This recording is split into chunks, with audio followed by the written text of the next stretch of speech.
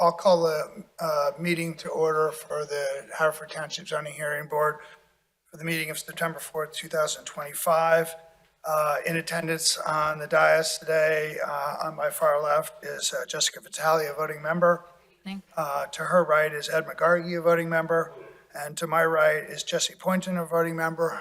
My name is Bill Rhodes. I'm a voting member and vice chair tonight. And we also have in attendance our court stenographer, Arlene, and our township zoning officer, Jonathan Mount. Before we get to the pledge, just for anyone here who may be here to hear case Z25-20, Mustafa Smith Jones, owner of 978 Township Line Road in Wynwood. That case is actually going to be heard at our next scheduled meeting on September 18. So if you were here for that case, your job tonight's done and you can go watch the Eagles game. With that, and before we get started, Jesse, you want to lead us Pledge of Allegiance? Allegiance to the flag of the United States of America, to the republic and one nation under God, indivisible, with liberty and justice for all. Thank you. So the first case that we're here tonight is a continued case from our last meeting. It's case Z25-28. Daniel Hatfield, owner of 634 Dayton Road in Bryn Mawr, Pennsylvania, DC parcel 22-05-00248-00, who seeks a special exception from section 182-802B1 to allow the extension of a non-conforming use, being a deck on the rear of the existing townhouse residence. A type of house not permitted by right, but by special exception or conditional use, making it the entire house a pre-existing non-conforming use. A variance from section 182-802B12, limiting the expansion of a pre-existing non-conforming use by special exception to 50%. A variance from 182-208C2D to allow the maximum building coverage of 59.4% where 45% is permitted. And the existing is permitted. And the existing coverage is 53.2%. They also seek a variance from 182-C2F3 to allow a minimum of 0 feet setback where 15 on each side is required, and a variance from section 182-208C2G to allow a deck in the rear yard setback, which would reduce the existing setback from 15 feet to 9 feet, where 25 is required. The property is zoned R6 and is in the 5th Ward. Mr. Hatfield? Okay. Let me first apologize again for not being able to get to your case at our last meeting. We had promised that we would tee off with you tonight, so welcome. I am going to need to swear you in. Are you going to testify in your case on your behalf? As well as my father, who's here. Okay. Well, if he wants to come up and testify, is he going to testify as an expert in any way? Yes. Yes. Okay. All right. Well, we'll qualify him for an expert. But first, do you swear affirm the testimony you're about to give is the truth, the whole truth, and nothing but the truth? I do. And your full name and address for the record? My name is Daniel Hatfield. I live at 634 Dayton Road, Bryn Mawr, PA. Okay. And Daniel, are you going to submit, I know you submitted a package. Typically, once we open your case, anything that you want to become part of the written record of the case, you'll need to have marked as an exhibit and then entered into the record. Yes, sorry. So I don't know if you've got plans or any part of your application from the last meeting that we still have that you would like to submit. I think the only thing in addition is we have letters from the neighbors on either side that are in support, or they have no protest to the application. And you brought copies of those with you, and anything else that you want to submit? I'm going to defer to my father really quickly. So why don't we do this? Just to kind of help out a little bit here. I see there's a deed in the packet. I prepared an exhibit list. Do you have the exhibits? Okay. Most of Oh, the perfect. that was submitted, and then some I'll introduce tonight. Yeah. All right, well, all right, then why don't I swear you in now? And, Swear me in. yeah, since you're already talking on the record. Okay, so do you swear or affirm that the testimony you're about to give is the truth, the whole truth, and nothing but the truth? I do. Okay, and your full name and address for the record? James W. Hatfield, 536 Daventry, Daventry Road in Berwyn, PA. Okay, and your first name again, I'm sorry? I'm sorry? First name? Jim. Jim. So, Jim, are you planning to testify as an expert or as a layperson? Let's say as an expert. Okay, in what area? Zoning code. Okay. I worked as a civil engineer for 39 years. The last 30 doing municipal engineering, so reviewing municipal codes and so. When my son and his wife decided they wanted to enlarge their deck, we became aware it needed zoning relief. I got drafted to sort out the zoning issues, so I'll speak to that. Okay, well, before you, we have to make it as a board whether we want to accept your testimony as an expert. So typically, the applicant would present your CV or something as an expert, but I'm assuming you don't have a CV here I didn't tonight? bring a CV with me. Okay. I can tell you briefly that I worked for 30 years for a company called Van de Mark and Lynch out of Wilmington, Delaware. Van de Mark, Vandemark, and Lynch, Lynch. I was a registered professional civil engineer in both the states of Pennsylvania and Delaware. That registration is not current. I've retired, so it's lapsed. The last 30 years, I did a lot of municipal engineering for a couple townships in Chester County, as well as making applications in southeastern Pennsylvania and Delaware for land use applications. So I have some familiarity with subdivisions, codes, SLDOs, and other various things. If it's helpful, I don't know if Mr. McGarty remembers me or not, but I interacted with him multiple times in the course of different land use applications in his capacity as director for the Conservation District. Okay, and other than your own retirement, self-imposed retirement or selected, was your license ever subject to revocation or censure or expiration during your professional career prior to retirement? No. Okay. Any objection to qualify Jim. him as a, I guess, civil engineering expert? No objection. Okay, so you're so qualified. Thank you. If you are going to end up testifying in areas that don't relate directly to civil engineering, we would probably take that as a layperson's testimony. That's fine. All right, Dan's going to make the introductory comments, and then I'll come in. Yes, so I'm the owner of the property at 64 Dayton Road. My wife and I moved in around 2 years ago, November of 2023. During that time, we've been doing some small-scale home improvements, things like drywall, wallpaper painting, that kind of stuff. We had a newborn daughter in March of this year, so she just turned 6 months. She's starting to get mobile and crawling. The existing rear deck is in pretty poor shape. There's a safety concern, so we have an interest in trying to redo the back deck. To that extent, we would like to extend the deck to the width of the property size, not actually extending its depth. We've talked to both our neighbors on either side. They have no objections to having the deck be the width. And as been explained, my father is much more well-versed in the zoning code, so he's going to speak to the nuts and bolts of the application. okay.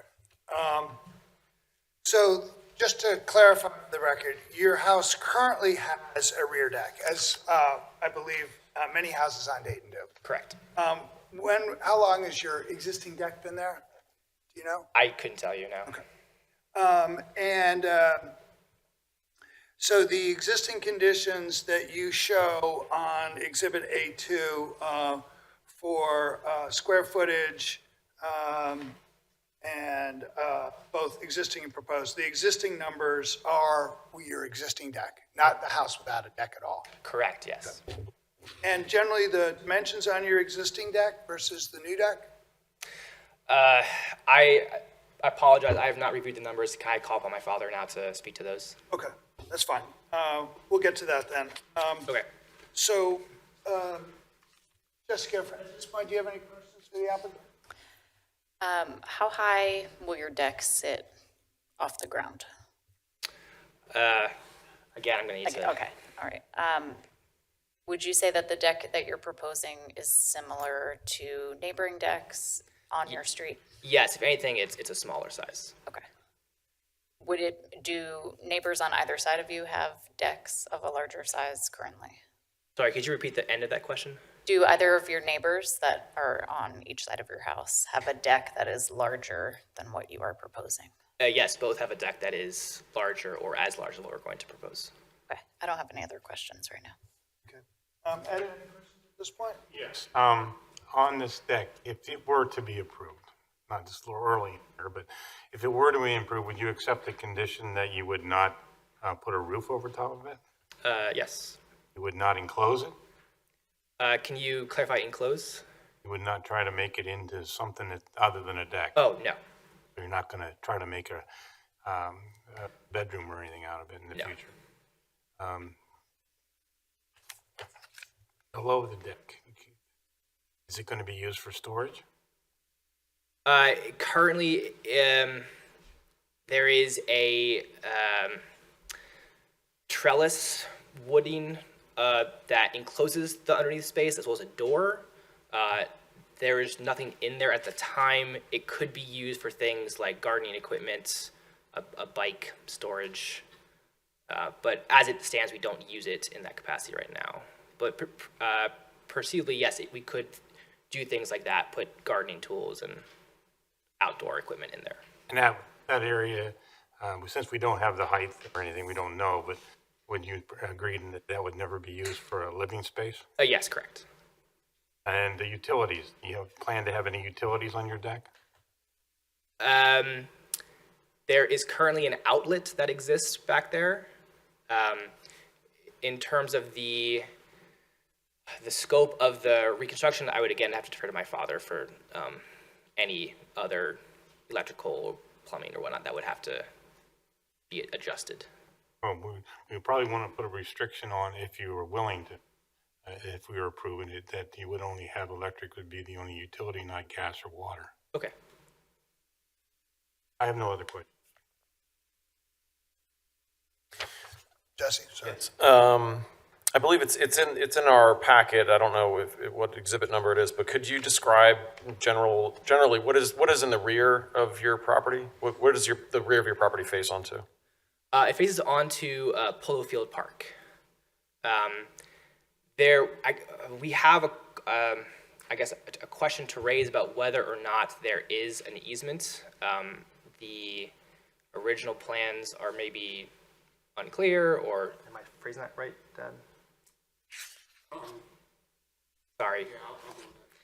But for the most part, there is the rear deck, a lawn and a garden. It's fenced in, and then the fence opens onto Polo Field Park. And one of the reasons we are always concerned about the amount of space in the back is for firefighter access. But is it safe to say that because you face onto the park, that there would be adequate space for the fire department to fight any fires in the rear, and that your deck that you're proposing would not impact their ability to do so? Correct. Okay. All my other questions have already been asked. Thanks. Okay, and so Dayton Road is the rear property line. I mean, Dayton Road separates the rear of your property from the polo fields. No. Our property is in between Dayton Road and Polo Field. Okay. Sorry. So you back up directly onto polo field? Yes. Got it. Okay. On the north side of the street, there is a gravel alley that continues north of our property. It cuts in and goes north. It does not extend south to where our house is, but we are curious whether or not there was an original designation for that space as an easement. Okay, and so we'll figure that one out, or talk about that more, I'm guessing. But so your deck will then just literally face out over the polo fields? Yes. Yep, okay. All right, I don't have any other questions for you at this point, but others welcome to come up. Let me see if I can generate some questions. Okay. So I was going to speak to the actual zoning relief that is being requested. So I gave you a list of exhibits that I'll refer to that'll hopefully make this simpler. The first 5 exhibits are all part of the application package that was submitted, and you should all have copies of. And then exhibits A6 through A10 are new exhibits that I will introduce. So the thing that makes this application, I don't know if it's unusual or not, but unique, is that it's a lot that was subdivided in 1922, which is evident on Exhibit A1, the deed, in the paragraph beginning, all that certain lot or piece of land. In the middle line, it gives the date of the plan prepared by Milton Yerkes as 1922. My understanding is that predates the original zoning ordinance for Haverford Township, which was 1925. So obviously, the lot and all the neighboring lots were created without the benefit of having a zoning ordinance. So skip ahead to now.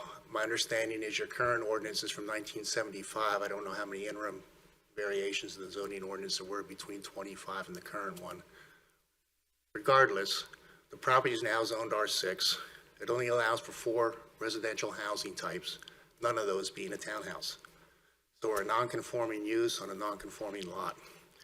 And in terms of trying to figure out lot area and bulk requirements, is kind of difficult because within the R6 zoning, it only gives, front, rear, side, lot, or yard areas and coverages for the other types of housing, not townhouses. So we don't even know how to apply it. But I think the easiest way through this is the initial sections of the code that we're requesting relief. The first being a special exception. And the section of the code we referenced, I believe, is for non-conforming uses, structures, et cetera. And clearly non-conforming. So that section would appear to apply. And now's probably a good time to refer to Exhibit A2.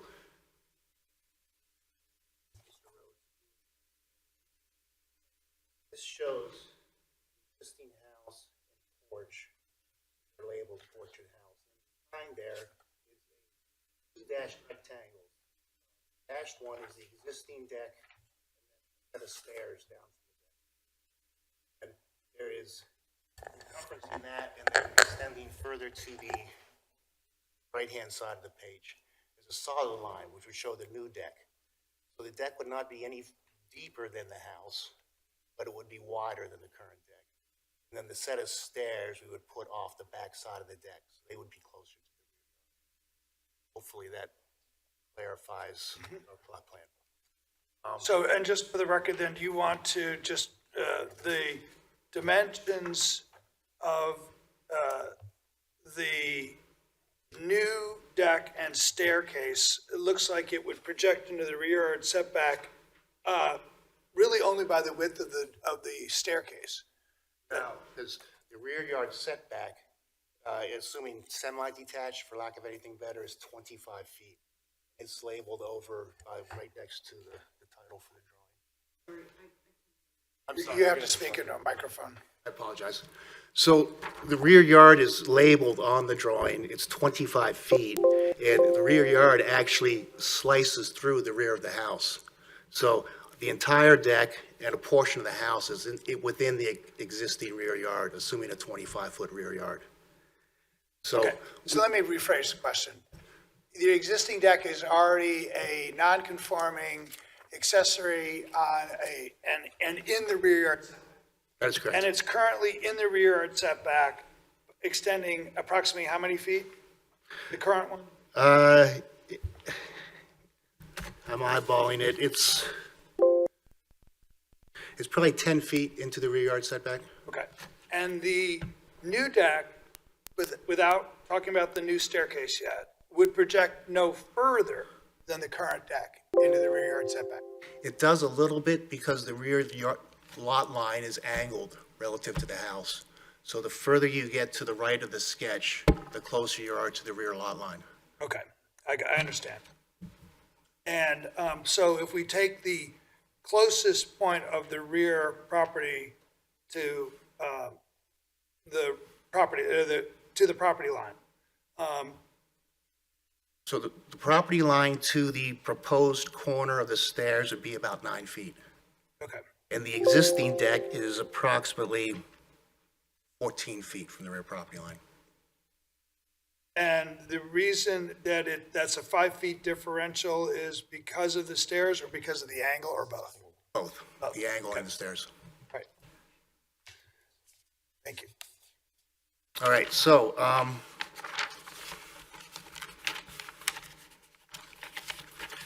if I can introduce some of the new exhibits that also help show what we were just describing. The first is Exhibit A7, is a, Yeah. it's a, I don't think we had Exhibit A6 yet.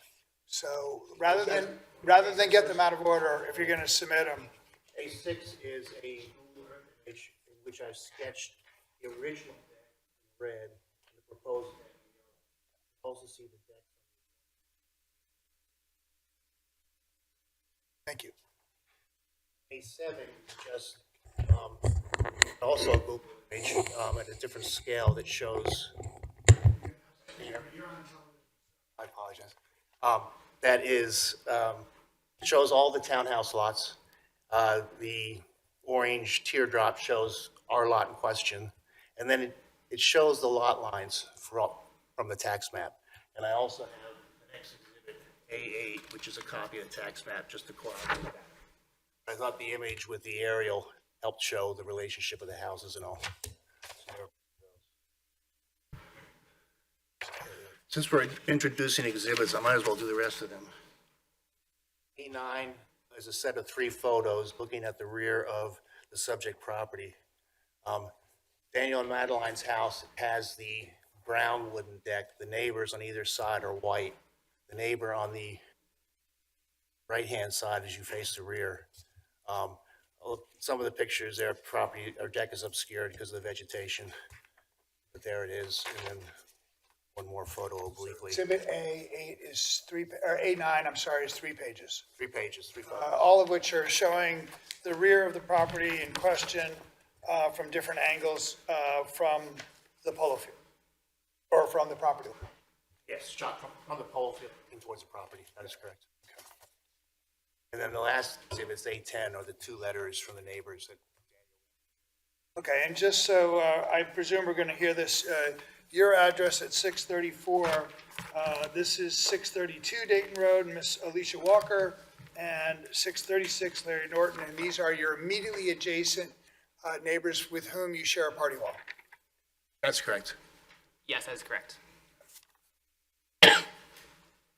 Thank you.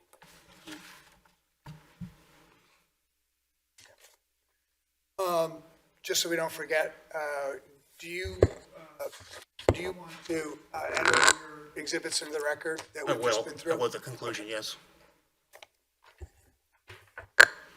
Okay. So I think you were back on A2 or about to move to a different exhibit. I was about to move on and talk about exhibit A5, which is the actual application. And in the attachment to that, which, I'm sorry, are unnumbered pages, but 1, 2, 3, 4, 6 typewritten pages. And it just goes through the application and provides all the responses. But of special note, I'd just like to review that number 3, the special exceptions requested per section 182-208B1 and B2, which lists those other uses as conforming, and so our townhouse makes it a non-conforming use. That then enables us to go to section 182-802B1, a non-conforming use, which may be extended or enlarged when authorized as a special exception by the zoning hearing board. So that's what we're requesting, this special exception. Okay, and Now- before you move on, let's just get on the record that your enlargement does not exceed 50% of the area of the subject lot? The enlargement itself doesn't, but the enlargement in combination with the rest of the house and structure, it does. The existing house and deck is 52 point whatever % of the lot area. And otherwise, you're going to go through the other variances. Okay, keep Yes. going. All right, so the special exception can be authorized provided three things. One, the enlargement is located on the lot of the subject use. That we acknowledge, that deck will be on the lot. Two, that the enlargement shall not exceed 50% of the area of the subject lot.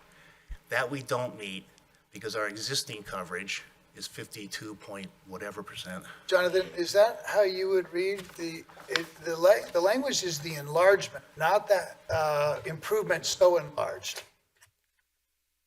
That's how I read it, yes. So Which way? the former. So that because the deck is less than 50%, then we qualify under that condition. Okay, I'll happily accept that interpretation. Yeah, I believe that's how we've always interpreted it. Okay. Okay. I appreciate you taking a more conservative approach, but that, Well, I I think initially that's not did that, consistent. but then it didn't make sense to me because you could have a 50% enlargement on a lot that already had, 40% coverage, and now you're up to 90, So something didn't make sense, so I went the more conservative. But if that's the interpretation, then we qualify for that. And then the last provision for approving a special exception is that the enlargement shall comply with the provisions of the zoning ordinance applicable and related to the use, such as buffering, off-street parking, etc. But, and this is key, is not subject to the area and bulk requirements of the lot. So if we can go through this special exception process and qualify, then we don't need any of the other requested variances, because we aren't subject to the area and bulk requirements for the lot. So let's talk about those provisions of the zoning ordinance applicable to the use. Give me a second.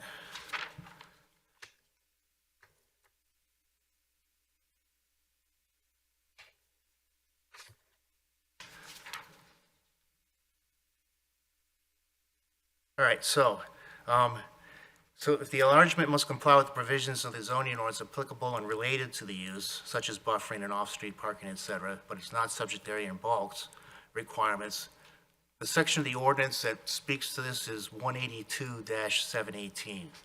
And that's the relevant section for uses by special exceptions in residential districts. So the first thing is that 182-718A says that off-street parking design standards requirements for those. We don't have off-street parking. These homes park on the street. Some of the other homes that have alleys behind them do have off-street, but we don't. So that section is not applicable, in our opinion. The second thing, 182-718B1B, a buffer planting strip shall be provided between the use permitted by special exception in the district and then the lot used for residential purposes, except where natural or physical man-made barriers exist, or in any case where the zoning hearing board shall determine as a special exception that such screening is not necessary or practicable. I think the photos show clearly that buffering on either the side lot lines isn't very practical. There's a fair amount of vegetation there now, which we're going to have to cut back to enlarge the deck. And we'll do some screening with trellis work or whatever, but there's not going to be a buffer hedge or anything like that. And then to the rear, as has been previously mentioned, is the 17-acre plus or minus polo fields. That's all open space and used for athletic purposes, so not many trees on that particular piece of open space. It was our opinion that the buffering wouldn't be necessary, and we're hoping the zoning hearing board would endorse that. The next section is 182-718C, storage. This isn't really applicable to our application, being a residential. The question earlier that Mr. McGargy had about storage under the deck, that would just be for garden implements, typical household use things, one that you would typically store in a garage or a shed or something like that. Well, those are two different standards. People put lots of things in their garages. They're more likely to put garden implements in a shed. So what is the plan? It would be gardening implements, right now the neighbor does the lawn mowing, but if they ever buy a lawnmower, that would get shoved under there, things of that nature. Okay. You misspeaking? So 718, the next section, 182-718D1. Any part or portion of a lot which is not used for building or other structures shall be landscaped with trees, shrubs, and grass in accordance with an overall landscape plan, subject to the approval of the Shade Tree Commission, Planning Commission. A replacement program for non-surviving plants shall be included. Landscaped areas shall be well-groomed. We're requesting that you waive this requirement, given the tiny size of the lot. The rear yard is only 400 square feet, maybe. We're going to take up a third of it, half of it with this deck. And then Meaning that you think it's, what are you asking not to have to do? submit a landscape plan. We acknowledge sorry. we're going to landscape as a typical residential lot, where the areas that aren't covered by deck will be covered with grass and/or shrubberies. Whatever shrubs we do have to cut back for the deck expansion, we will save what we can and then work with the neighbors to enhance any visual barrier. But we didn't want to go through the process of submitting a formal landscape plan, go through all that. It seemed overkill. So then the last section was 182-718E, sharpen cut storage, F, lighting, G, interior circulation and traffic plans, and H, building design. We all thought those were not applicable to this application, given that it was just a deck and a rear yard. Are you planning any exterior lighting on the deck? Not at present. My son mentioned there is an exterior outlet, Yeah. which we maintain, but Okay. it's possible they would plug in a light for, an evening party, but it would be on one-time use.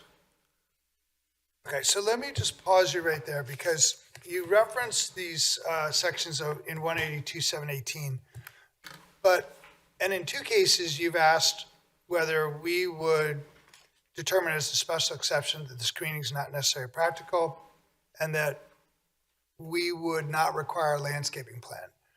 So I had two thoughts on that. One is we can't make a decision for the Shade Tree Commission, right? So if they're going to require one, it's not within our purview, I presume. Secondly, neither of those sections are referenced in the application that was noticed for public hearing. So I don't know that we could give you a special exception as to screening. It was never applied for. I know it's part of your analysis, but it was never requested relief that was formally requested. Well, the screening section, which is, I think, 718B1B, has the specific words. In any case, where the zoning hearing board shall determine as a special exception that such screening is not necessary or practicable. I was hoping that with our presentation tonight, you could come to that conclusion. I would say that the ordinance gives you clear discretion to come to that determination. It does, but there's a public notice problem. You didn't alert the community that you were seeking relief from that, and now you're asking us to grant it to you. So we'll have to consider it. I'm not sure right. it's treated, I think it's going to be by us, we're going to have to wrestle with that a little differently than the requested relief that was included in the public notice. I didn't consider it a relief question since the ordinance granted you the ability to review that and make that determination. It's not like I need a variance or other relief from it. I'm asking you to come to determination that it's not necessary. But you still have to ask for the special exception, right? 'Cause Well, I am asking, this right, is and part of the it's- special exception standards. Correct, so the application would have been a request for a special exception under that section. Which it is, isn't it? That's not what the chairman's saying, or vice chairman's saying, is that your application didn't include that as a request.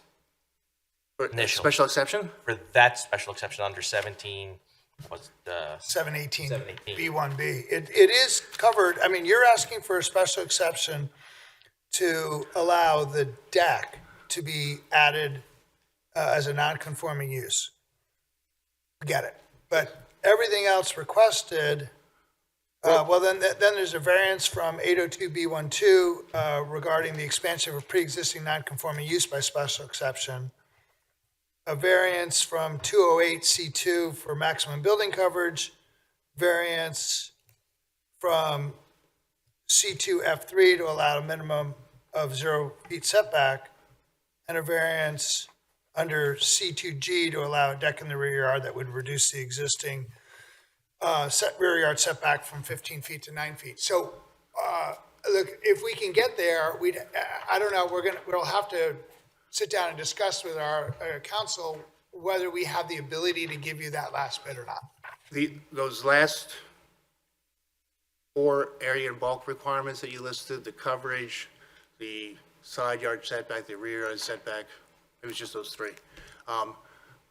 We don't need any of those, given the interpretation that the expansion is not 50% of the lot area.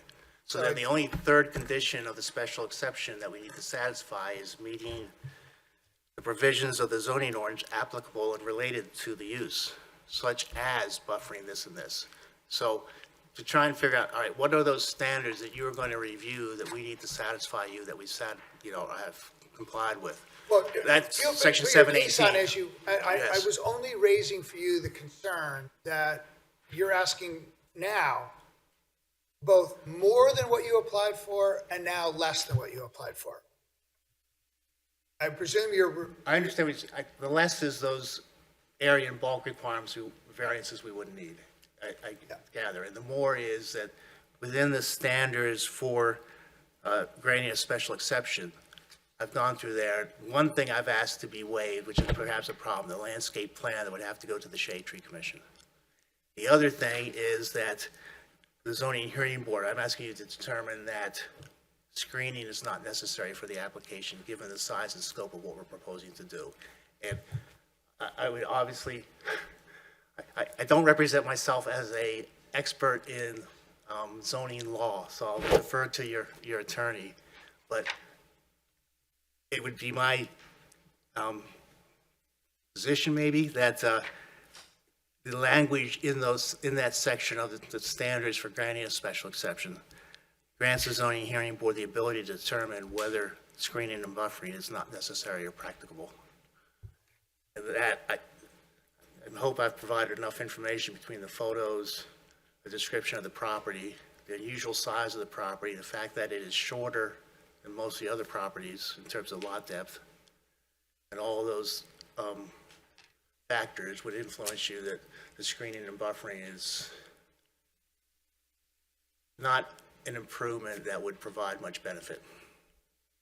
okay, why don't you keep going down through is that it I then? think I'm done. Okay. If, it sounds like the interpretation is going to be favorable in terms of the special exception standards, so I would not need to ask for any of the variances. Okay. If you think I need to go through that in the case that it's problematic to grant the special exception, I'm happy to do that, but I don't think they're necessary. Did you speak to anyone in the zoning office about your application as you were putting it together? A couple times, yes. Okay. Okay, so let's talk about, back on A2, what appears to be this 10-foot alley that you are going to encroach upon by,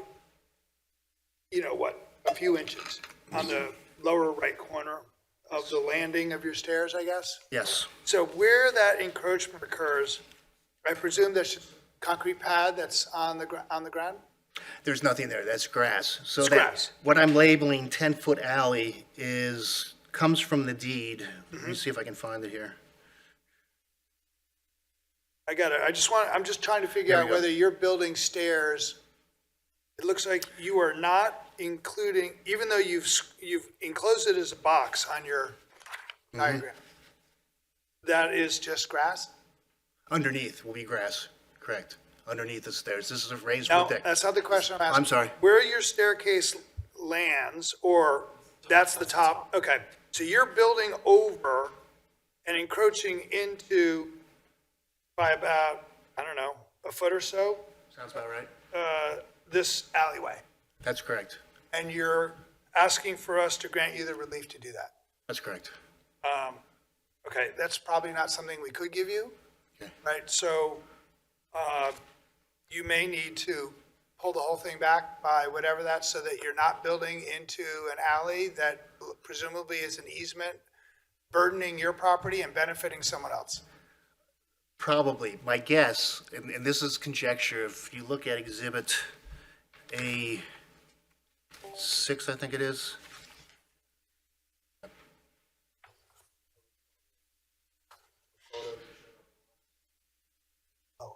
Bernie's gone.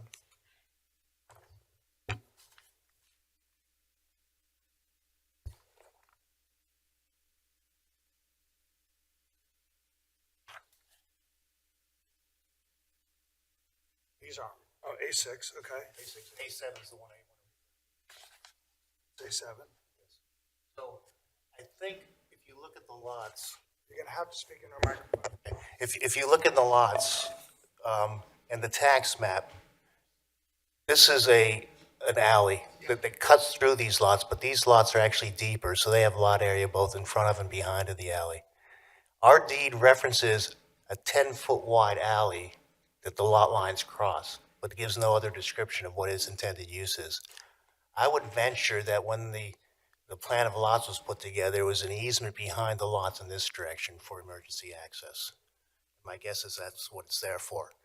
Now, encroaching into it a foot, do I think that adversely affects emergency access? I don't, because of the open 17 acres of the polo field.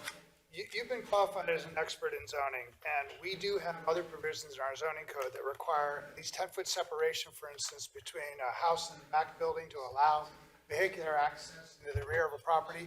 So the zoning code does anticipate a 10-foot gap for fire. So the idea that you think that it might be appropriate to reduce that, that may be a tough lift for some of us. We'd be willing to move that corner of the deck and stairs leftward to preserve the 10-foot. You'd switch it? More than likely, what I would do is I would push the stairs this direction. So the stairs, I'd probably pull this in a little bit also. Yeah. I would move the stairs to the left-hand side of the lot as you're facing the house from the rear. So that by moving that, the further you move it to the left or to the west, the further you get from the rear lot line. And I'd move it far enough that we would preserve the 10-foot dimension for that alley. Okay, so let me just make it very clear. You would switch the direction of the stairs so it's coming up on the leftmost edge of the deck, landing at the left. I'd keep the stairs going the same So direction, your landing is right in the middle of your deck. more towards the middle, but not entirely in the middle. Okay. Let me ask you this question. The house is obviously non-conforming. The lot's non-conforming. Isn't a deck an accessory use to a residential home? Yes, So if that's the case, you really wouldn't need a special exception for the expansion because it would be an accessory use to already non-conforming property. but the ordinance defines building cover and building and structure for purposes of residential as including the deck.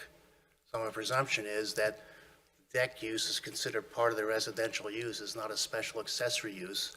As such, we would need the zoning relief. I don't want to suggest how to run the case. I think it might be helpful to run through the variance requests as well, just in case, Okay, for a full record.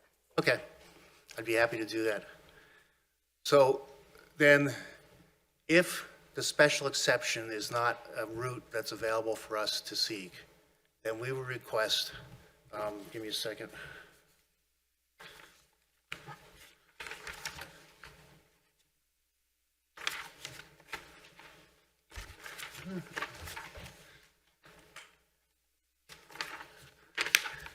We request dimensional variances from the maximum building cover from section 182-208-C1D. The maximum building cover is 40%. The proposed increase in building cover is from 53.2% to 59.4%. We request relief from 182-208-C1 C1F2, where the minimum required side yards are 15 foot each. The lot is only 20 foot wide, so there's zero building area between the two side yards, and the proposed deck addition would obviously be located within those side yards. And then 182-208C1G, the minimum required rear yard is 25 feet. The proposed deck addition would decrease that existing rear yard feet from 15 feet to 9 feet. I'd like to amend the record right now that will change that to decrease the existing rear yard from 15 feet to 10 feet. We'll maintain a 10-foot separation from the rear property line to the nearest point of the deck, stairs, or landing, or any other part of the structure. Now, our rationale for granting those requests,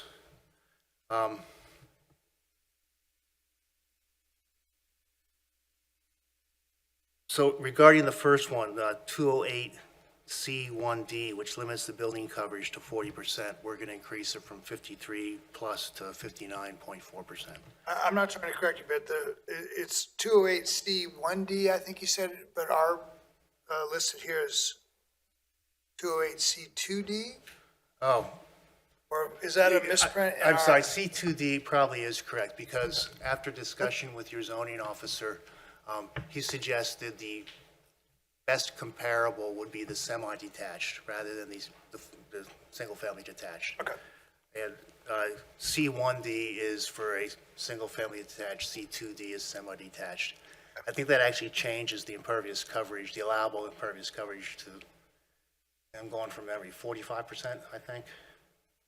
Either way, we're still over. We're at 53 plus existing. We want to go to 59.4%. So either way, I need relief.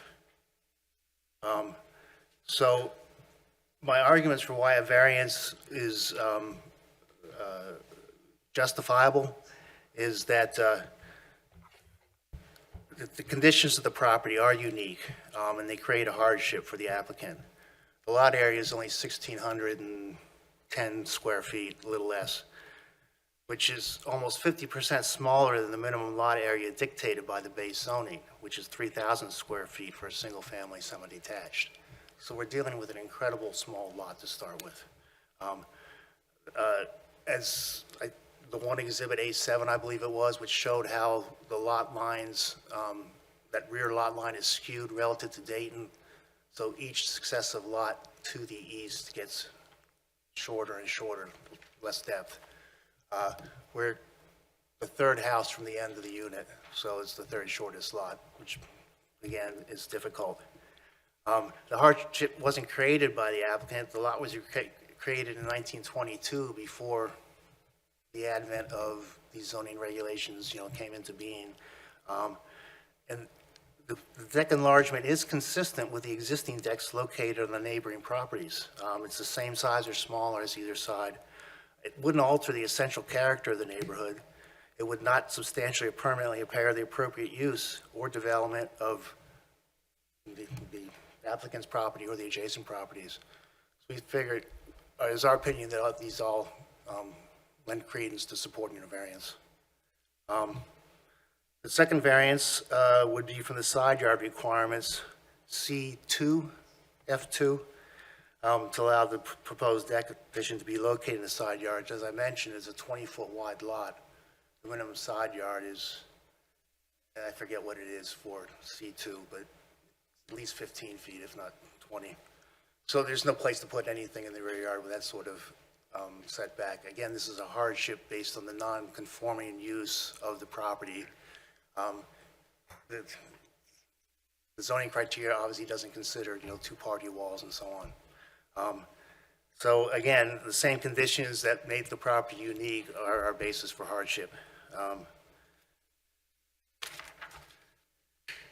And then the last one, 182-208C2G, to allow the proposed deck addition to extend further into the rear yard. Again, the conditions of the property are somewhat unique and create a hardship. The required rear yard of 25 feet goes through the house. So the house is within the rear yard setback. The lot is just too small.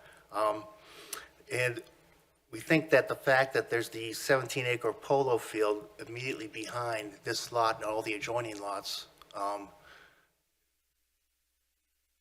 ameliorates the effect of granting relief from that rear yard setback. There's a lot of open space back there. And again, this deck would be very similar to the decks on either side, as well as the continuation of the units up and down the block. So it wouldn't significantly alter the character of the community. That's our case for variances. All right, thank you. Ed, any questions? Yeah.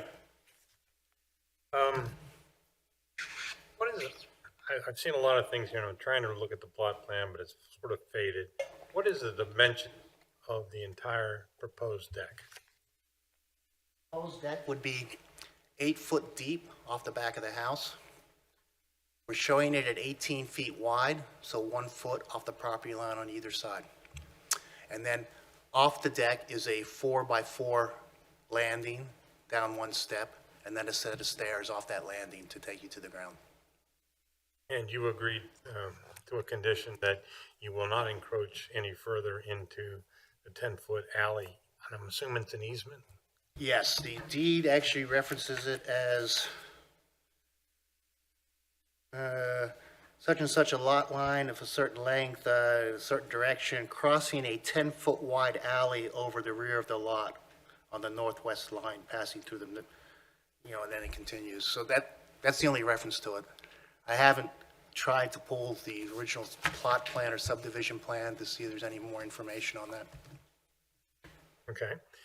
Then the other thing is your exhibit A6 is an aerial photo from Google, and you illustrate how this deck will look in comparison with the decks on either side of your house, and your deck will not come out any deeper than the two on either side.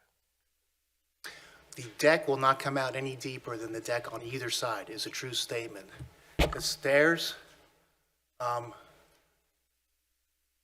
do not come out further than the deck and stairs on the westerly neighbor. The stairs may come out the same distance as the stairs of the easterly neighbor. Okay. The other thing I see on the back of your property, your son's property, is I'm assuming the X's are fence, Correct. and the fence doesn't sort of line up with what I'm envisioning as a property line? That, based on the deed plot, that's my best guess also. Okay. And I can't read the numbers, but if you could read them too. The left-hand side of the property, the lot is deeper than on the right side. That is correct. What are the measurements? The length of the lot line from the street property line to the rear corner on the left-hand side, the western line, is 82.82 feet. And the length of the property line on the eastern side, from the street line to the rear property corner, is 78.15 feet. Good.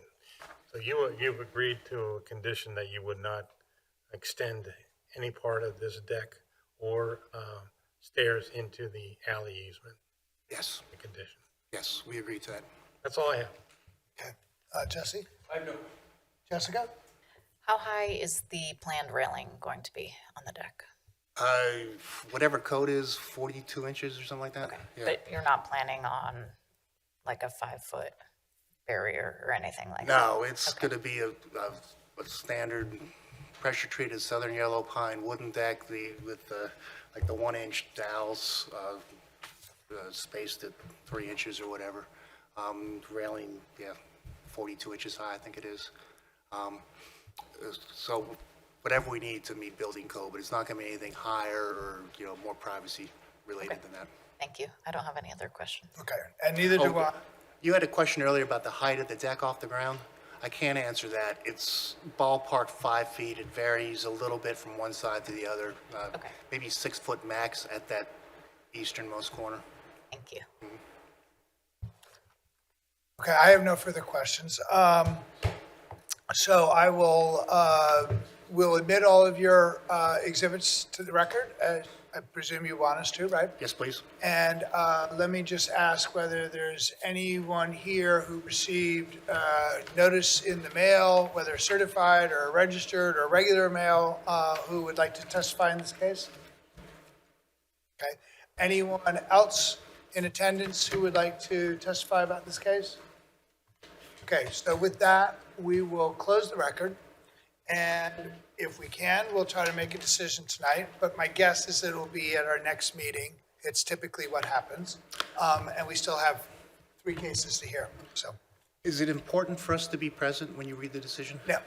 Okay. You do not, and you can watch it on TV, or there's a chance if we got to it tonight, you could call Jonathan in the morning, but my guess is gonna be the following meeting, but you never know. Maybe some of the other cases will go more quickly, and we'll have time. Okay. And that will be September 18th if it does go, not tonight. Okay. And if you're going to announce decisions for these cases at that meeting, would you do it at the front of the meeting? Or Yes. Okay. All right. And then, I don't know if this is a question, I guess it is. So I'm presuming that you'll deliberate and come to some conclusions and either grant the special exception and a variance from some of those requirements, or conversely, grant the 3 variances from coverage, side yard, and rear yard. Or none. Or right? none. Or So, if we're successful, it'll be it's one or some- the other, is that some, correct? One of those, or some combination or permutation of the above. Well, I wanted to make this as simple as possible and kind of weird with the non-conforming use. I didn't know how else to break it all down, but I appreciate your time and listening and look forward to your decision. Thank you. Thank you.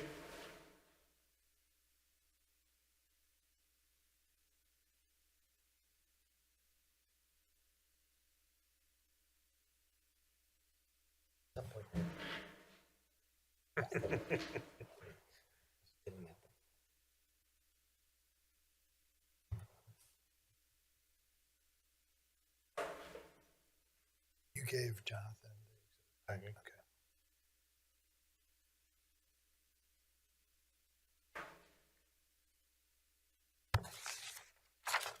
Okay. Okay, so our next case is KC 25-23 Haverford Township, the owner of Nider Hall at 1682 Carricon Drive, Havertown, PA, 19083, being DC parcel 22-08-00370-00, seeking the following variance from the provisions of section 182-603C2D to permit the construction of a raised wood stage on concrete foundation where the use is not permitted. It is zoned ROS, and it's in the 8th ward. This is a case, hello again. So I just want to open my notes. I know you were sworn in at the last meeting, so we don't typically swear you in again, but you are still then sworn. Just wanted to make sure. And let me grab my notes here for a second. So it's Catherine, right? Kate, but. yeah, Kate, that's okay, fine. Kate, Yeah. sorry. Catherine's my full name, so. Okay, You want Catherine or Kate? Katharine,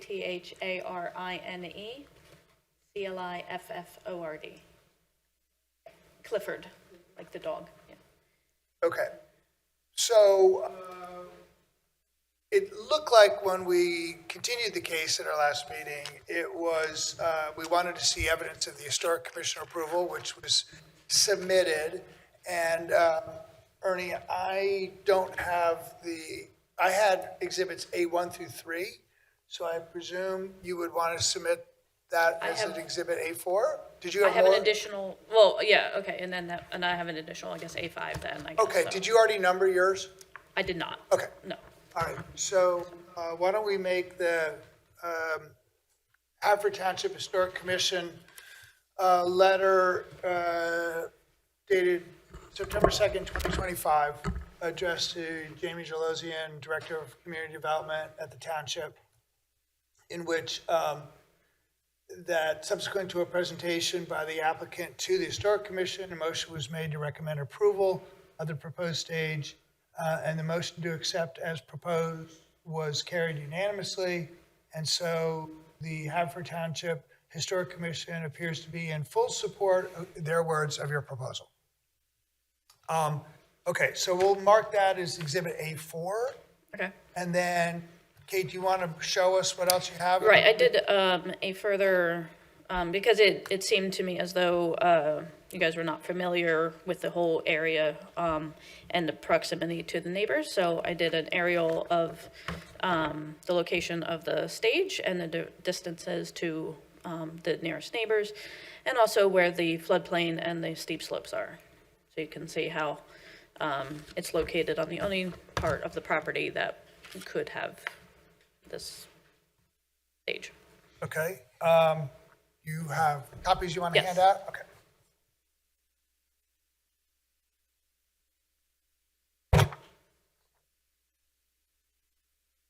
Thank you.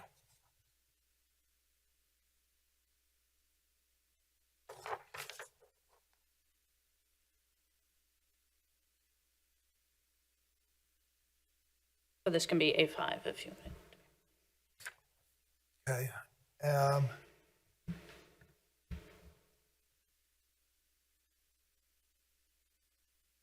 Okay, so A5 being an aerial view of the subject property. Yeah, And in this, the yellow square is the location of the proposed stage. yes, And so the red lines are the distances to the nearest neighbors on both sides of the property.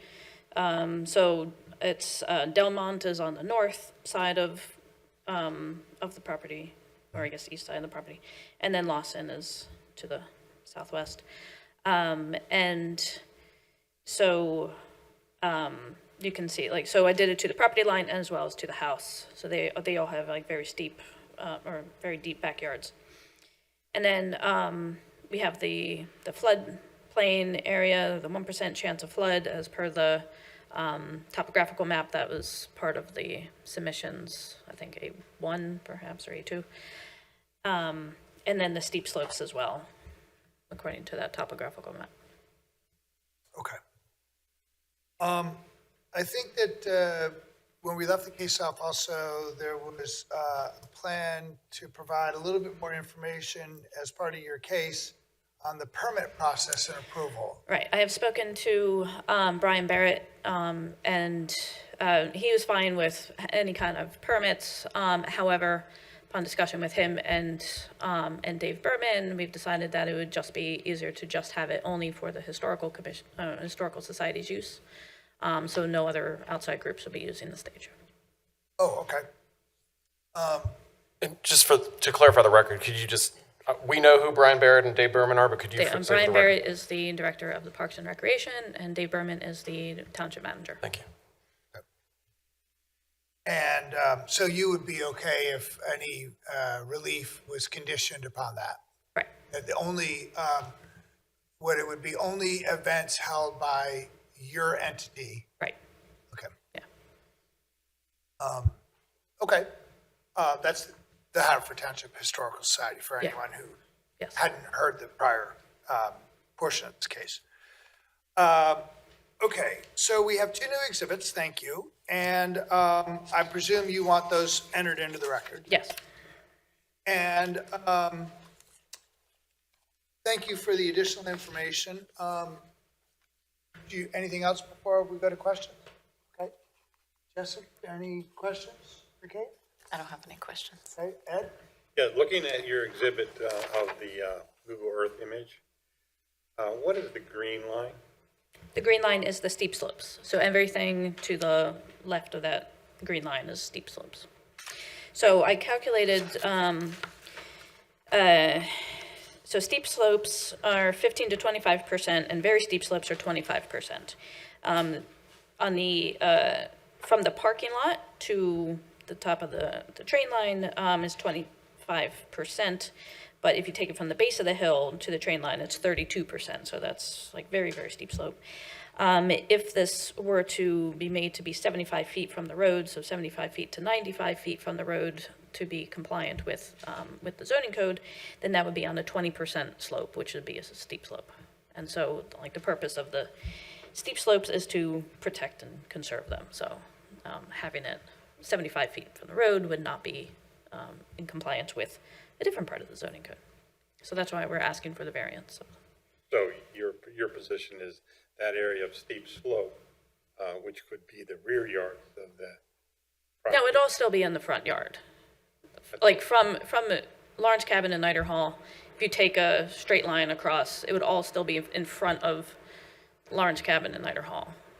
But it's off to the side a bit, so it's not exactly a front yard. But Nobody in the ROS district has front yards, so it's a little bit of a weird you would need a situation. different variance on steep slope to be. Right, and I don't want to do that. Nobody wants to do that. No other comments? Thanks. Jesse? No, with this new information, I don't have any questions. Thank you. Neither do I. So unless you have anything else you want to add, I'll see if anyone here would like to, from the public. So is there anyone here in attendance who received by mail notice of this application who would like to testify tonight? Anyone else from the township or anyone else here who would like to testify about this case? Okay, so Kate, we're going to close the record. We might get to a decision tonight. Thank you for providing all this additional information. It certainly helps. And if we can't do it tonight, we'll make the decision at our next meeting. Okay, all right, thank you very much. Thank you.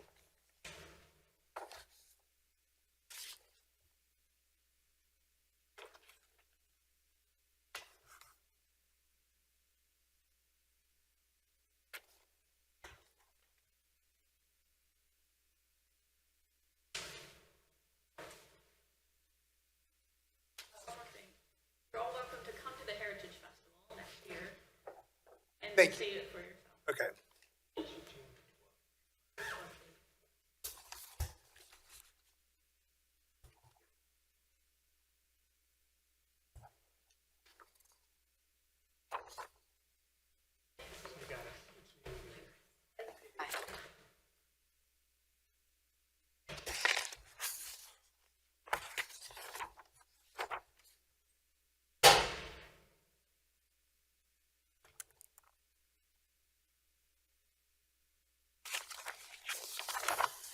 Okay.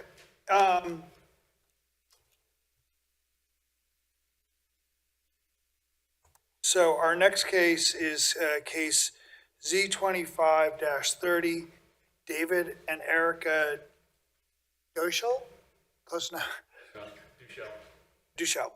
Owners of 231 Gulfview Road, DC parcel 22-03-01045, -00, who seek the following relief from section 182-727C1 and 4, 182-106B, and 182-802C2 to permit the erection of a fence in the front yard where the applicant removed a pre-existing non-conforming fence wall and replaced it with a new aluminum fence without a permit, and where the voluntary demolition of the fence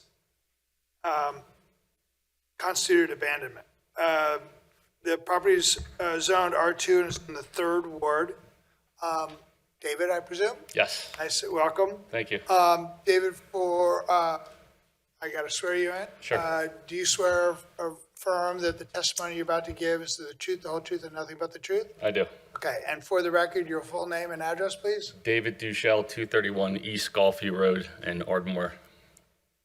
Okay, so David, from the description that I just read, it sounds like that your front yard now has a fence in it, Correct. and that originally it had a wall, is that right? A 5-foot solid block wall. Like cinder block or stone? Breeze block. It was cinder block. Okay. And when did that wall come down? In June? July? It's been such a blur. I don't remember the exact date. Yeah. I have, I'm not sure the exact order here, but I have pamphlets for all of you. Should I give Great, that okay. now or? Yeah, well, I wanted to just set the table just Sure. for a second. All right, so we purchased the property May 20th Of this year? of this year. Okay. Yep. And the original plan was to keep the wall. It wasn't until we cleared the hedge from it, and I was going to get to all this in my presentation, that we realized that it was beyond repair. So we then took it down. We've done so much work to the property, I don't remember the exact date that the wall came That's down. fair. It was But like since you- the middle of the since you summer. purchased it, Yeah. okay. Probably late June, Okay, early July, somewhere in that range. all right.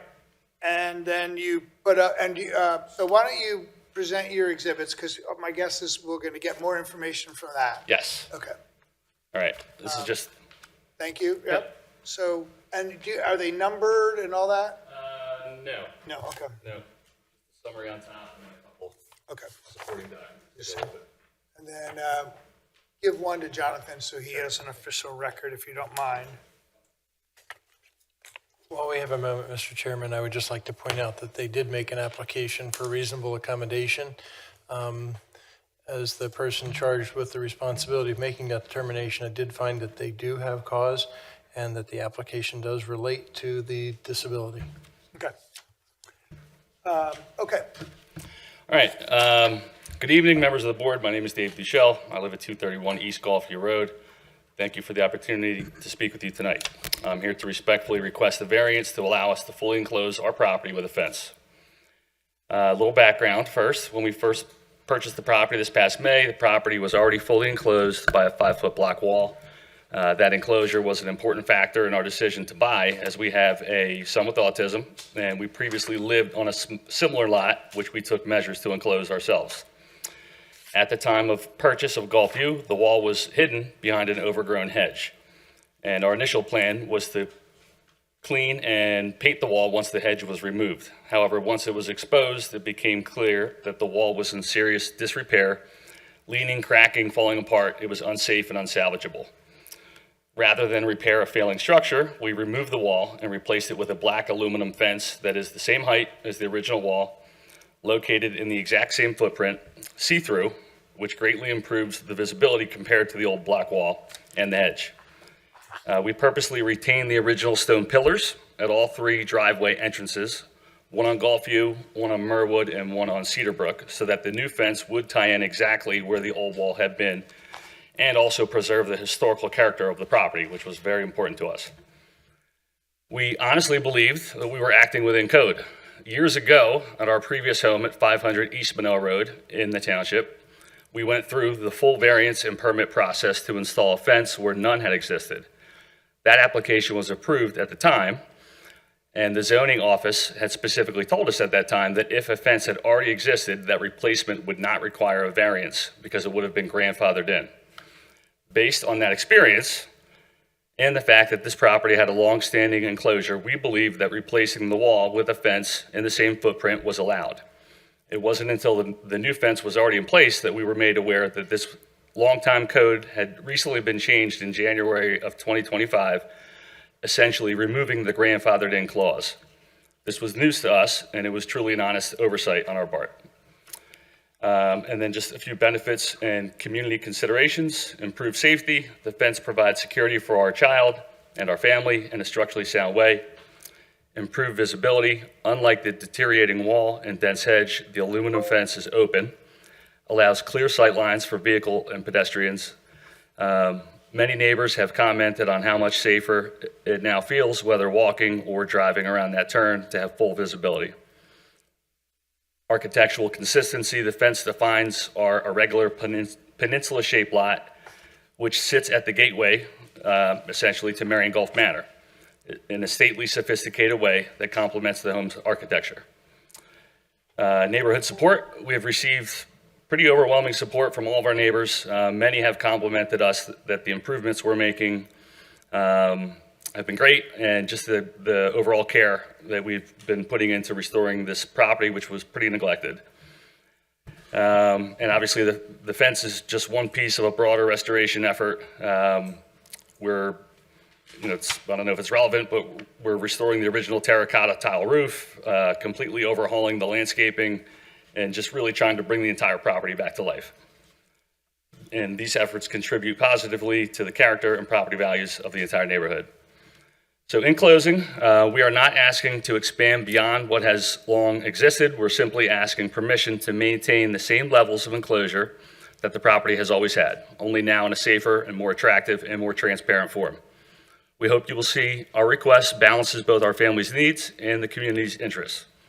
We respectfully ask for your approval of this variance, and I'd be happy to answer any questions. Thank you for your consideration.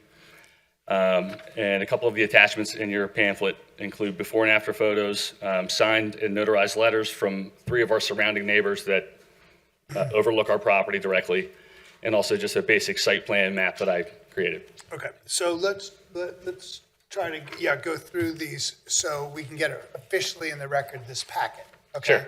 So why don't we treat the variance request summary page as A1, applicant exhibit 1, and then we'll treat the next 3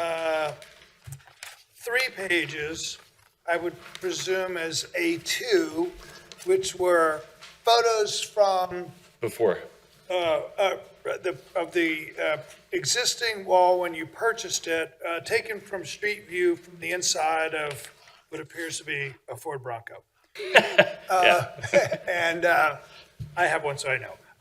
And then Exhibit A3 would be the next 2 pages, which are photos taken from across the street or just in front of your estate fence, showing the estate fence having been installed. Yeah. Correct? And then you have an exhibit, we'll call it A4, I guess, which are 3 pages of letters of neighbors in support of your application. And then A5 would be a hand-drawn aerial overhead view of your property that identifies the location of this fence. And I'm going to guess that it is 25 feet from the center of the right-of-way, as you've tried to depict it. Yes. Even though it's hand-drawn, let me just ask a question. Is it 25 feet consistently from the center of the right-of-way? By my measurements, yes. Okay. Yeah. Right. You think, good? Okay. If your agreement, go ahead, you would like us to enter that into the record, that package of materials? Yes, please. Okay. Anything else, David, you want to talk about? That's all I have, but I'm happy to answer any questions that you guys have. All right. Ed, do you have any questions? When did, you said June is the time that you probably took down the wall. And then, can you tell me when you got an estimate to replace it with the aluminum fence? Probably a couple weeks before. A couple of weeks before you took down the wall? Yes. So you didn't replace the fence. You didn't abandon that idea of putting up a fence? No, it wasn't until after settlement. Okay. Yeah, definitely not. Is the new aluminum fence in the same exact place as the, In the exact same footprint, yeah. And that's evidenced by the fact that we kept the pillars that the wall had died into on all 3 corners. And you can clearly see in one of the photos that the fence dies directly into the center of each column. and you were never alerted when you purchased the property that anyone objected to the fence causing traffic problems? No. Vision problems? I have no other. Okay. So, David, I should note that there's a member of the audience who I believe is a family member who wanted to speak, but if you want to take a minute, caucus, otherwise we'd have to swear someone else in. Okay. I know the timeline's a little bit better, but I think we're okay. Okay. All good. All right.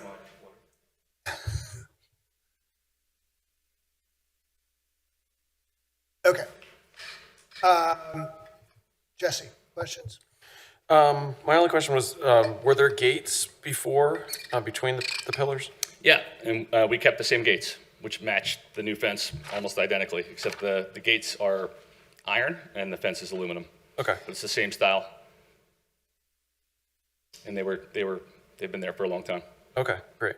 That's my only question. Thanks. Okay, I don't have any other questions. Thank you. Question. Oh, yeah. When you put the new fence in, did you confirm the right-of-way? I know you replaced the existing wall, but was that 25 feet confirmed? No, not before we installed the fence. No, it was only in preparing for this meeting that I measured. Yeah. Jonathan, do you know if that street does indeed have a 25-foot right-of-way, or if it's greater than that? I can check the record real quick to see what the right-of-way width is, but generally speaking, most of the residential streets in the township are maximum 50-foot right-of-way. But I can check that real quick.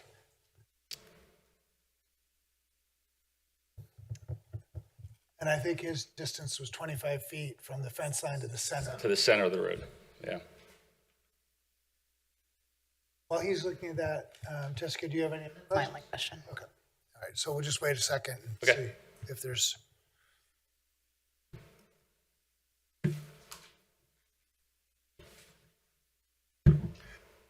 David, if you've got anything else you want to add to the record, testimony-wise, feel free to do it now while we're waiting. Yeah. If not, that's okay too. I don't think I do. I mean, to me, it's a pretty clear, you know, I think it's common sense that we replaced a almost, you know, similar, almost identical structure, but with a much less obstructive see-through structure in the same place. Our records are indicating the right-of-way width there is 33 feet on Gulfview Road.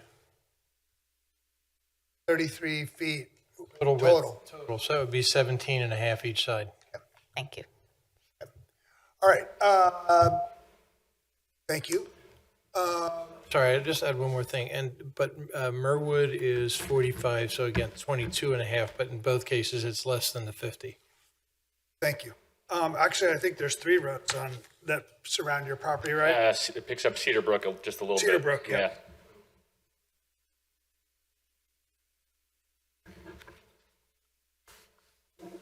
Cedar Brook is 40, so it would be 20 each side, so they actually have 3 different widths of right-of-ways. Yeah. All right. It really is a very unique lot. Yeah. Yeah. Okay. Well, with that, then, let me just ask if anyone here who received mail from the township about this case would like to testify.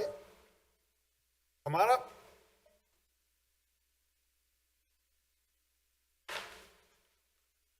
Okay. So you swear affirm the testimony you're about to give is the truth, the whole truth, and nothing but the truth? I do. Okay. And your name and address for the record. Kate Buckley, 228 White Marsh Road, Ardmore. Okay. Kate, what would you like to tell us about the application? I am just here in support of Dave and Erica's changes that they've made. I would agree with the neighbors who wrote letters that vastly improved what I perceive as a safety issue around that corner, both as a pedestrian and as a driver. And how far do you live from the applicant's house? Probably, I don't know, 100 feet of my backyard from their front yard. Okay. All right. Thank you. Any questions, Jessica? Ed, Jesse? All right. Thanks. Thank you. All right. Anyone else received mail about this case? Anyone who's here who would like to testify about this case? Okay. Come on up. Hi. Do you swear affirm the testimony you're about to give is the truth, the whole truth, nothing but the truth? Okay. And your name and My name is address? Christina Haas, Haas. My address is 245 Shawnee Road in Ardmore. I would just echo everything that Kate just said. We've been residents since 2008.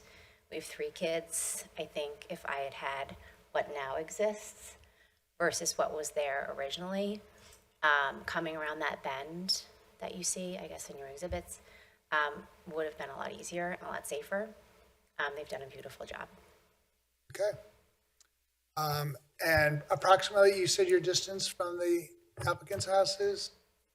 Probably 200 feet. Yeah, 2 blocks. 200 feet? Okay.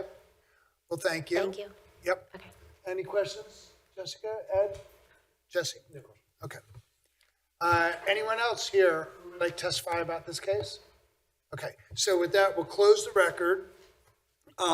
And if we can render a decision tonight, we'll try to. Otherwise, it would be at the next meeting. And you don't have to come to the next meeting. You could just check in with Jonathan either tomorrow or after, the day after the 18th, or you could watch this on TV if you're there. And I will say that you have two very good neighbors who came out on the Eagles home opener to testify on your behalf. There would have been a lot more too if it wasn't Eagles. These guys nailed it.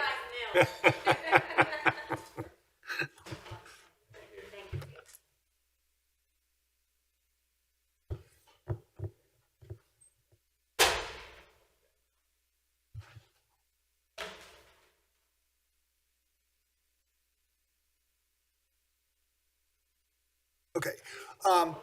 Yeah, so Jeff, why don't we just go off record for 2 minutes here? People can use the bathroom if you'd like. We're just going to reset for the next case, which is our last one. Okay, we'll recommence the meeting of the Haverford Township Zoning Hearing Board of September 4th, 2025. Our next case is case Z25-31. Kyle and Sheila Schaefer, owners of 10 Williams Road, Haverford, Pennsylvania, DC parcel 22-05-01099-00, who seek a variance from section 182-202C6A to allow the construction of an addition in the required 20-foot side yard setback, where the existing building is set back by 16 feet 6 inches, and the proposed addition would reduce or would encroach further by 4 feet, resulting in a setback of 12 feet. It's zoned R1, it's in the 5th Ward. Are you Kyle? Yes, I am. Kyle, welcome. I need to swear you in. Do you swear or affirm the testimony you're about to give is the truth, the whole truth, and nothing but the truth? I do. Okay, and your full name and address for the record? Kyle Schaefer. I'm at 10 Williams Road in Haverford, Pennsylvania. You might want to adjust your microphone a little bit, just so it's closer. Okay. There we go. It's not, we can hear you, but people watching cannot. Gotcha. All right, so Kyle, tell us a little bit about your project, and Jonathan, did you have anything that you wanted to add first? For this application, no. Okay. Okay. You. My wife and I have 4 kids, the oldest of which is 13, Mary Grace, and she has cerebral palsy and uses a power chair to get around. For her entire life, we have done our best to make sure that we aren't placing any ceilings on her expectations or her goals. We've surrounded her with people who push her to achieve her goals and independence. We've set her up at a school where she has access to everything that she needs to be successful. She's part of a community driving group. She is learning to navigate the streets of the city and access city transit and things like that. Then we bring her home, and we probably have the most amount of limiting access at our own home. Struggle to get into our house. She does have access to a side room, but we're a split level house, so that kind of keeps her there in her power chair.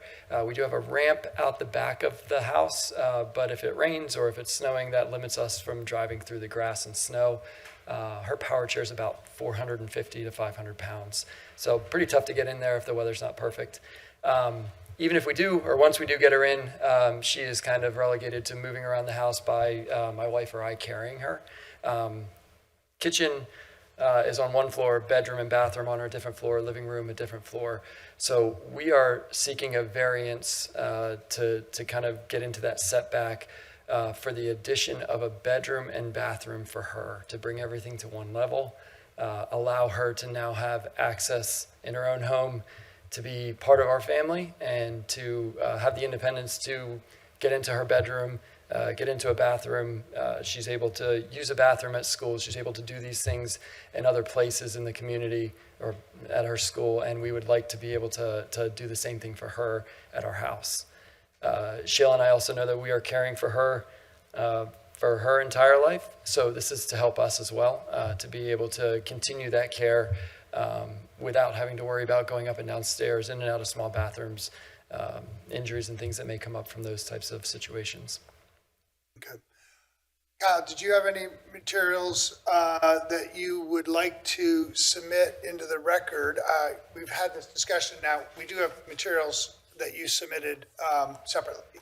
And so presumably you want some of that? Yes. Okay. Yep, comfortable So, with all of that being Ernie, you want submitted. to sort of go through that, assess which ones Kyle probably should have of record? So some of this is just procedural stuff for the zoning hearing board that is not typically part of an application. I don't think he Or needs the, exhibits. the actual application, but there is a deed to the property, which I think should be marked as Exhibit A1, evidencing that the applicant owns the property that they reside in.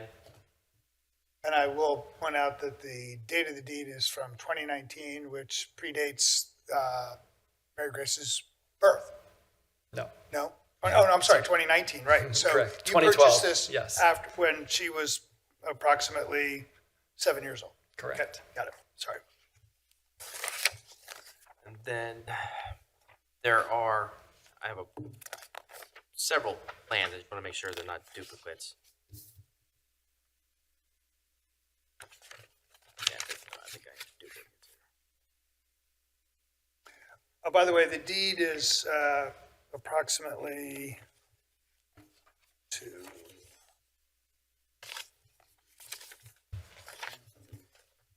6 pages. Am I getting it right? We're sticking together.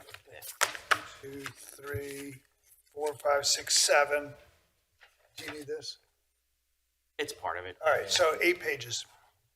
Okay, so then we'll go Exhibit A2 is a one-page zoning plan prepared by Site Engineering Concepts LLC.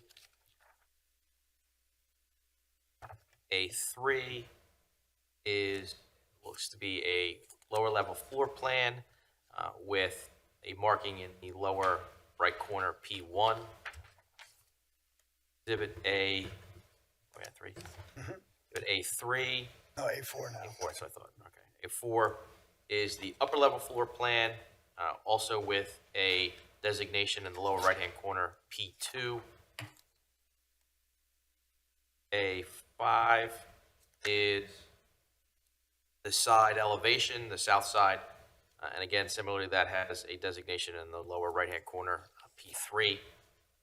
And then finally, Exhibit A6 is the side elevation, north side, and that is marked Exhibit P4, or has a designation P4 in the lower right-hand corner of the page. Okay. Anything else that you had that you would like? I do have acknowledgement, sorry, from neighbors that I can submit later as needed or if needed. If you want to put them up now, we can. I don't have it with me right now, so I can, Okay. however that process is to get it in here, I can definitely get that. We'll talk, let's come back to that, okay? Because we'll figure out some way that might work while the case is open so that hopefully we wouldn't have to continue the case just for that, and burden you with having to come back and all that. Okay, so do you want to walk us through the plans or the exhibits? We can go to questions. I just wanted to give you the chance if you wanted to, it's totally up to you. So, yeah, if we can go back to P1, I can kind of walk you through what we So are this would looking be at. exhibit A3? A3, P1, yep.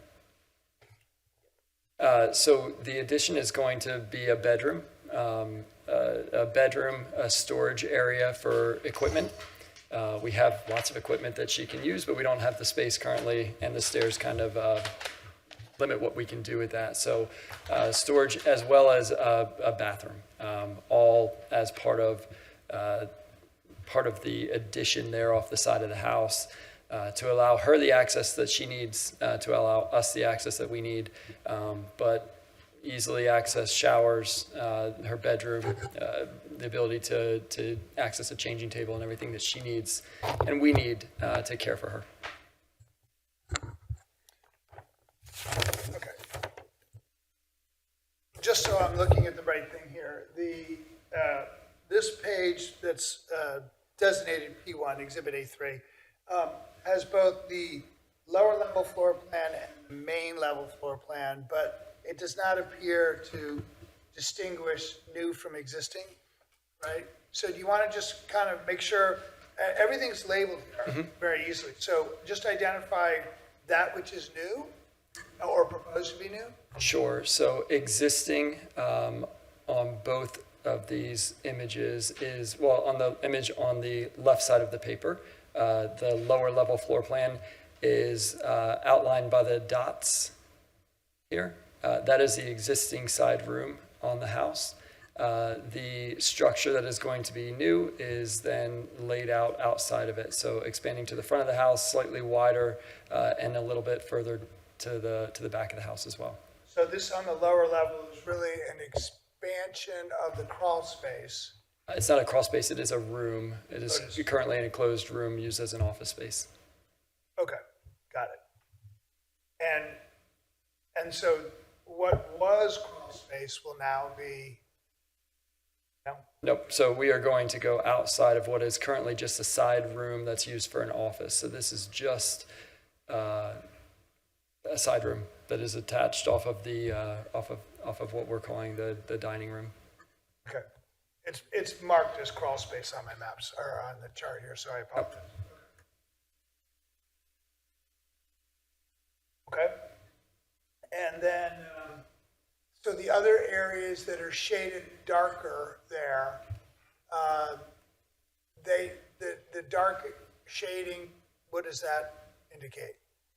Is it okay? Can I bring an expert up to maybe get into more detail with this? Yeah, okay. Well, yeah, okay, why don't we do it? I'll swear you in. Okay. All right. Yes.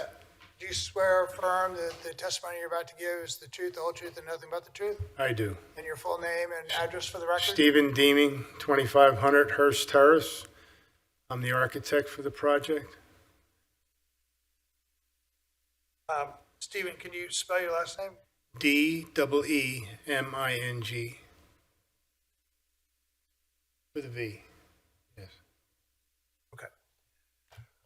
All right, so the copies that we have, it's hard to Okay. All right. distinguish. Let me- It's easier on the screen. If you look at the lower level floor plan, that dark shaded wall, they're the foundation walls for the front porch, which is an open front porch, which provides access for Mary Grace to, when she comes out of her bedroom, she'll be able to come to the front porch and use the ramp down the grade that will take her down to the driveway on the front of the property. At the back, we have another emergency egress that leads to the other ramp. It's a portable ramp that's located at the rear. So that's her emergency egress points from her accommodations there on the side of the residence.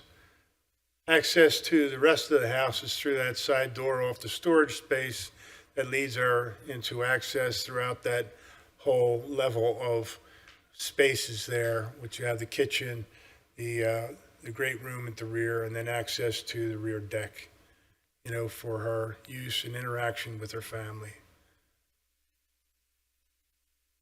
Okay.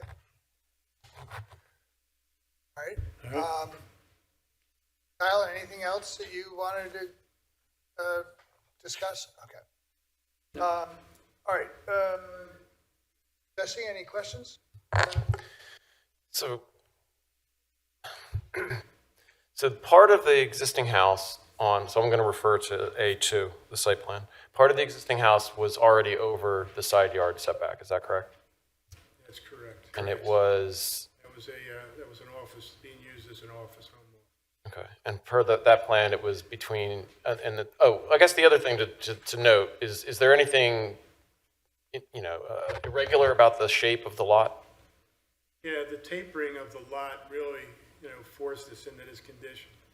Obviously, it's a larger lot, but it tapers such that we had no other way to accommodate it without encroaching in it in order to provide the space that Mary Grace needs to live usefully in the residence. So that's the reason why this was done. Okay. But it was the tapering that really forced us into this predicament. And so, in looking at that plan where you would be allowed to do all of this by right, is it fair is the reason that you didn't look to expand within the existing setbacks, is that because of the existing layout of the house? It's a split-level home. It's very difficult to make this work. Right. Really. I mean, trying to get it all on one floor, it made it very, very complex. So this was the best solution to make this work for the family. We looked at a couple different options. We brought her occupational therapist, physical therapist, a social worker from her school out to evaluate the house. Went through a couple of different options of renovating her current room, but it didn't take care of the stairs, right? Looking at different areas of the house where we could potentially bump out or add on to. And again, for a couple different reasons, and some of them being therapeutic and some of them being level and associated with the lot and the topography, this is where we ended up having to go. Right, and so, yeah, and that's why I just want to make sure that that's clear for the record. So while looking at the site plan alone, you might think that there was space to do this, but due to the existing condition of the split-level nature of the house and where the common rooms are versus the bedrooms. Correct.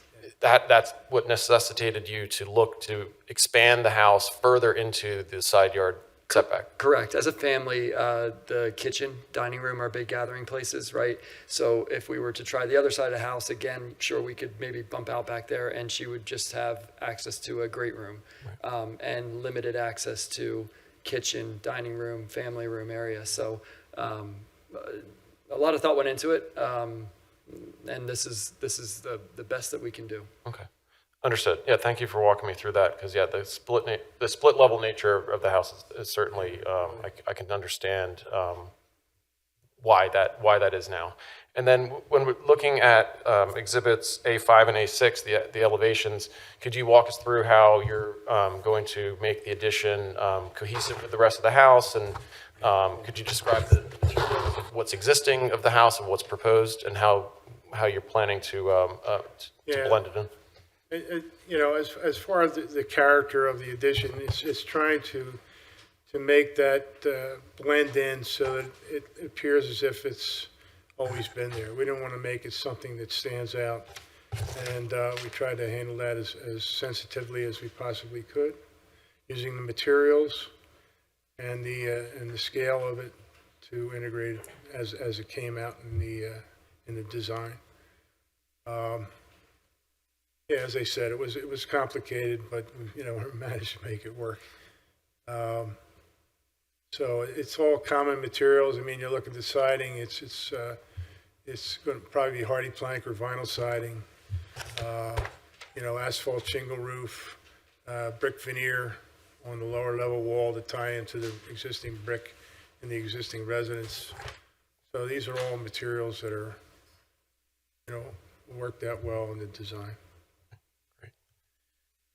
And then, Mr. Schaefer, you mentioned neighbors. The neighbor that would be most impacted, which I think is looking at the plan, I think that's 14 Williams Road. Are they generally in favor of, or do not oppose what you're planning? They are. We have really good neighbors who are close with us and understand and have helped in many ways with Mary Grace. Yeah, they are in support and happy to provide a signature or letter or anything else that's needed. Great. I don't have any other questions. Jessica? How far is your neighbor's house on the side where you're encroaching into the side yard? Are they, you know, within 20 feet, or are they further? No, they are pretty far. It's a corner lot. He has a garage facing our house, so the driveway and then a shed and then space between the lot line with a couple of bushes and then the lot line. Okay. So much closer to 50 to 70 feet. Okay. Can you describe a little bit about how you arrived at the dimensions of the bedroom and the bathroom, and just kind of go through how they represent the minimum size required to accommodate Mary Grace's needs? Right, so there's ADA standards, right? So a lot of it was based on ADA standards.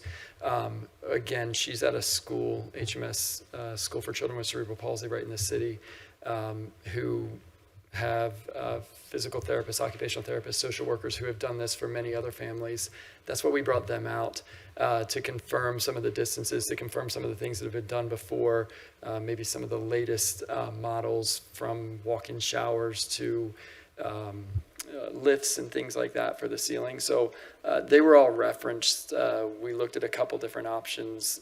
We looked at space. We have a changing table she has to lay on. We looked at the distance that we need to turn. When removing her from a shower, the distance and space we need beside a toilet, the amount of room we need in a doorway to get her equipment through. All those things were passed along to Steve. He made sure that then we went and found all the ADA accessible standards and kind of made the drawings off of that. Okay, thank you. I don't have any other questions. Ed, any questions? Yes. You give any thought to how you were going to address stormwater from this addition? I'm sorry, was that it? How you were going to address stormwater so it didn't impact the neighbors? How the stormwater is going to be addressed? The stormwater will be addressed with the engineer. Obviously, you know, when we get formal approval on the project, hopefully, that we'll pass this on and he will address that in creating whatever stormwater retention conditions have to be met as part of this project. And I can't tell by your plot plan, but does No, you know, wherever it's located, it'll be something that's commensurate with current practices and procedures, you know. It's Sure, but what way does it currently drain?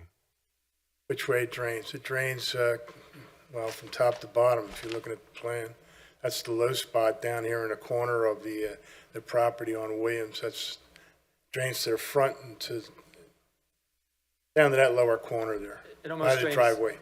That's based- the low spot there. Yep, based on the compass, it pretty much drains north to south. Okay. I might have missed it, but you didn't apply for Americans with Disabilities accommodation? I think Sorry. that's what he was talking about asking for a reasonable accommodation rather than a variance. I think what you're requesting this evening is a reasonable accommodation. Obviously, the code doesn't necessarily call out for that, so it's the guys under a variance, but you are making the reasonable accommodation request here. Yes. But Jonathan didn't review it, is it? I did not receive an application for reasonable accommodation for this application. Okay, there is a process involved. Okay. I just want to note for the record that Mr. Deeming was referencing Exhibit A2 when he was talking about how the stormwater drainage was going. And just real quickly, it does look like you prepared the plans and you are a registered architect. Yes, I am registered in the state of Pennsylvania. Yep. How long you been registered? Oh, gosh, let me see. When was that? 79, I think, 78, something like that. And you've testified before zoning hearing boards before in the Yes, I capacity as an have, many architect? times. I've done many of these projects in various states, Delaware, New Jersey, Pennsylvania. And Ernie, and he, That's fine. Yeah, I figured it was going, but I might as well put it on the record. and I know, and he's not here, and I would just like to say for the record, I am very familiar with site engineering, and this, Robert M. Lambert, PE, stamped this drawing. I've worked with Mr. Lambert in a professional capacity, and he's a very reputable civil engineer in this area. So even though he's not here, I'm familiar with them, and I see that his stamp is affixed to these drawings. So I would have Yeah, confidence. Robert and I have worked together on many projects. Yeah, same here. Yeah. So Okay, final question I have is, I'm trying to understand your plot plan here, and am I correct in that anything that is needing a variance is associated with designing a house addition just for your daughter? Correct. Yeah. The proposed great room, which is another thing, is not related and not requiring any variance. No, it's just shown on the plot plan. Okay, I have no other questions. And nor do I. Kyle, anything else you want to put in the record before we turn it over to public comment? No, I appreciate your consideration. Okay. Did you say you had letters or no? I have signatures on forms from neighbors. that Okay, I but can- just not with you. Correct. Okay, all right. But you have testified under oath that the neighbor I've closest spoken to neighbors, to your, yes. to the proposed addition and that would encroach in the side yard setback is supportive of this. Okay. So with that, I will ask whether anyone who received certified or regular or other kind of mail from the township who wish to testify, none. Whether there's anyone else here who would wish to testify. Now let the record show there are no members of the public in attendance at this point in the meeting. So with that, we will close the record. We are going to need to go and caucus with our council anyway about several things. If we have time, we can muster a vote tonight, we'll try. It's typically always done at our next meeting, but we'll see what we can do. You don't need to stick around, but if you want to, you're welcome to. We'll go off the record, Jeff, and then we'll come back out of executive session. And we close the record on this case, correct? Yeah, the record on this case is closed. Thank you. Thank you. Okay, we'll resume the meeting of the Haverford Township Zoning Hearing Board of September 4th, 2025. After taking an executive session with our council to go over legal matters, I would ask whether, with respect to case Z25-28, Jessica, are you prepared to vote? Yep. Ed, are you prepared to vote? Yes, I am. And Jesse, are you? I am. Okay, as am I. Ed, do you want to take this case? Will, I move to approve the requested variances and deny the special exception, and the project will be approved with the requested variances. With the following conditions. 1, no enclosure or roof on the deck. 2, no utilities other than electric will be installed. 3, area below the deck would not be converted to living space. 4, proposed deck and stairs will not encroach into the easement for the alley. 5, deck will not extend any further than to the rear, will not extend any further to the rear than the neighboring decks on the other. And Ed, that would include the staircase too? No, we didn't. Doesn't. I think he testified that the staircase would not stick out further than one, and it's definitely less than the other. Say that. Yeah. Yeah, he did say that. So how do you want to revise that? I would include the stairs with the deck in that last one, the same way you had in the prior condition. But like it's going to extend out further than the one on the one side. But not the neighboring decks. Well, both neighboring decks, yeah. Okay, all right. I would just indicate as well, Ed, that that motion, as it relates to the special exception, the denial was the result of a interpretation that the deck is the deck is an accessory use to the residential dwelling, correct? Yes. Yeah, okay. Sorry, Ed, keep going. Okay, so we were going to leave it the way it was. Deck will not extend any further than to the rear than the neighboring homes. Okay. 6, project will be constructed in accordance with notes of testimony, and project will be completed in 1 year. From the date of this decision? From the date of final approval. Okay. All right, Jessica? I agree. Jesse? I agree. As do I. That application's approved 4-0 with those conditions.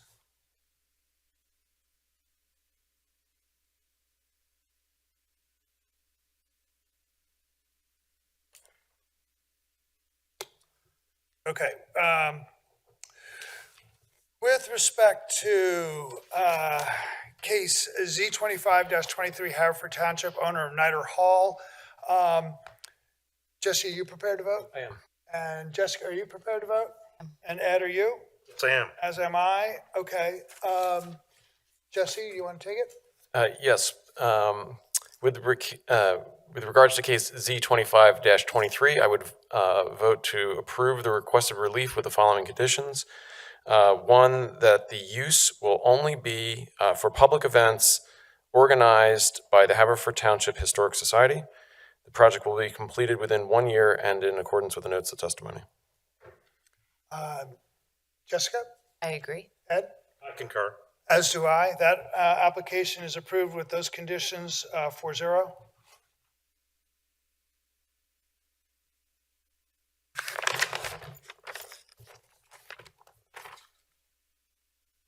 Okay, how about case 25-30, 231 Gulfview Road? Jessica, are you prepared to vote? I am. Ed, are you prepared to vote? I am. And Jesse, are you prepared? I am. As am I. Jessica, you want to take that case? I was taking that. Oh, that's Yep, Jesse. yep. Okay, I'm sorry. With regards to case Z25-30, I would vote to approve the request of relief in accordance with the notes of testimony. Okay, Jessica? I agree. Ed? I concur. As do I. That application is approved 4-0.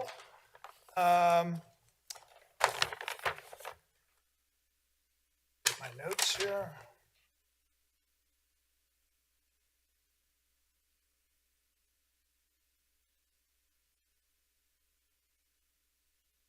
Okay, so case 25-31, Kyle and Sheila Schaefer, 10 Williams Road.